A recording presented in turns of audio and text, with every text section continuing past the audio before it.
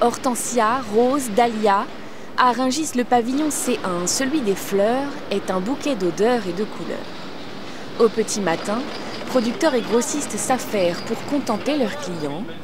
Mais dans cet univers doux et coloré se cache une réalité moins réjouissante. Ici, malgré un regain d'intérêt pour les fleurs françaises ces dernières années, seule une poignée de producteurs locaux subsiste encore. Quand j'avais 10 ans, on était 250 producteurs en plantes en pot. Maintenant, on n'est plus que 12 en Ile-de-France. Et ici, dans le bâtiment où on était, c'était que de la fleur coupée. Des producteurs de fleurettes, de fleurs. Dehors, on met nos camions, c'est des quais ou c'est de la fleurette. Et tout ça, maintenant, c'est fini. Donc ici, les mandataires, ils sont peut-être 25, avec une dizaine de producteurs à l'intérieur. Et nous, on n'est plus que 12.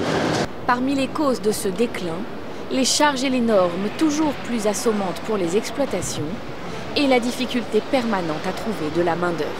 On ne retrouve absolument plus personne pour travailler. Il n'y a plus d'école d'horticulture déjà, donc plus de formation, et puis ça n'intéresse pas les jeunes. Aujourd'hui, moi j'ai la surface possible pour faire 2 fois, voire 3 fois, mais je n'ai pas le personnel pour, donc j'aurais dû. Et par exemple, mes enfants ne reprendront pas derrière moi, parce que c'est trop compliqué. On n'a pas de jeunes qui reprennent, pourquoi? Parce que c'est très compliqué, il n'y a pas de retour sur investissement. On peut investir, travailler beaucoup, mais il faut être récompensé. Si la récompense part pour l'État et des normes qu'on n'arrive pas à vendre le produit, qu'on doit le vendre et qu'on baisse les prix par rapport aux autres pays européens, jamais quelqu'un viendra s'installer. Il faut être logique, si c'est pas rentable, personne ne le fera. À ce rythme, d'ici quelques années, la floriculture locale pourrait bien disparaître de Rungis, à moins que certains ne décident d'embrasser une trajectoire un peu différente et porteuse d'espoir.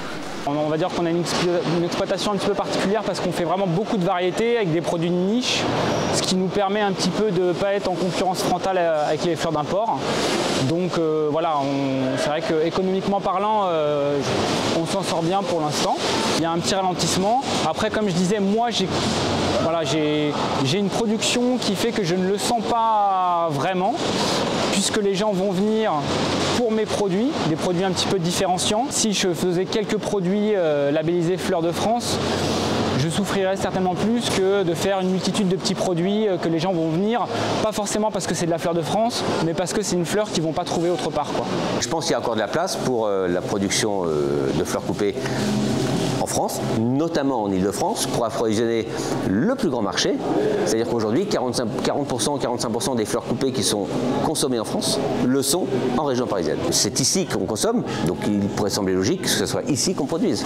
À Rungis, les fleurs coupées occupent aujourd'hui 22 000 m² du bâtiment C1, qui affiche un chiffre d'affaires de 200 millions d'euros chaque année.